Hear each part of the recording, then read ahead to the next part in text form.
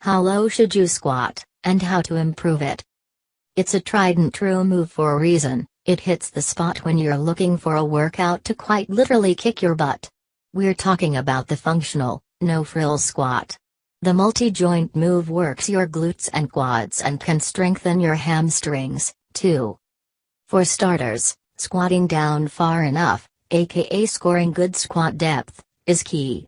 If you don't get a lot of hip flexion during the squat, you won't use your glutes.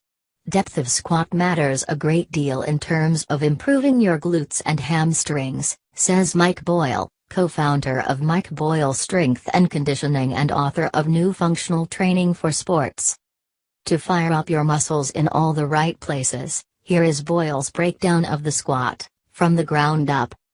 Your lower body, standing with your feet slightly wider than your hips and with your toes turned out, squat down to a point where your femur, thigh bone, is parallel to the floor. Your kneecap should be almost directly over your big toe at the bottom of the squat. And, as you squat, your knees should get progressively further apart.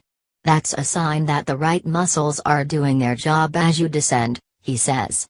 So as you stand at the top of the squat, your knees might be 12 inches apart, but at the bottom of the squat they might expand to 18 inches apart. Your weight should be distributed across your midfoot to your heel. If you're on your toes, sit further back into your squat to shift your weight to your heels. Your upper body, some people squat like a melting candle, everything sort of falls, he says. It should go without saying that that's not the right form. While it's impossible to squat straight up, your body should lean forward about 45 degrees, Boyle says. If you're dropping forward more than that, you might not have the mobility to do a full depth squat in the first place. Do not pass go, do revisit some of the mobility work below. Fine-tuning your squat. To squat well, and safely, follow these guidelines from Boyle. Practice mobility. Sitting in a squat position is Boyle's #1 recommendation to improve your mobility. Hold on to a door jamb or rack in the gym and sit in a deep squat. While descending, try to really arch your back. You won't be able to, but attempting to arch will help you maintain a more neutral spinal position, says Boyle. When you're in the squat, gently rock back and forth and side to side. For true mobility, you have to rock that joint in multiple directions, he says. Count breaths, not reps. When you're doing the mobility exercise above, you're going to think about breathing. This will encourage you to relax more during the exercise, says Boyle. Inhale through your nose for 3 counts, then exhale for 5. Repeat 3-4 times for 20-30 seconds total. Then, add weight.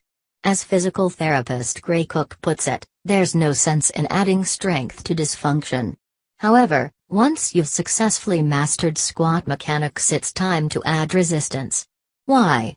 If you want your muscles to make adaptations and get stronger, you have to force them to do that, says Boyle. That is, he adds, unless you're happy with where you're at now and don't want to improve. Anyone? A good starting point is doing goblet squats with a dumbbell or kettlebell. Or, take it up a notch. Once you can comfortably squat your body weight 20 times, Boyle suggests moving on to single leg variations. Life is a game played on one foot. We go up the stairs 1 foot at a time, and everything we do in sports is 1 foot at a time, he says. Start off with split squats, a stationary lunge where one foot is in front of the other and you drop down to a lunge position and press back up. Want more ways to drop it low?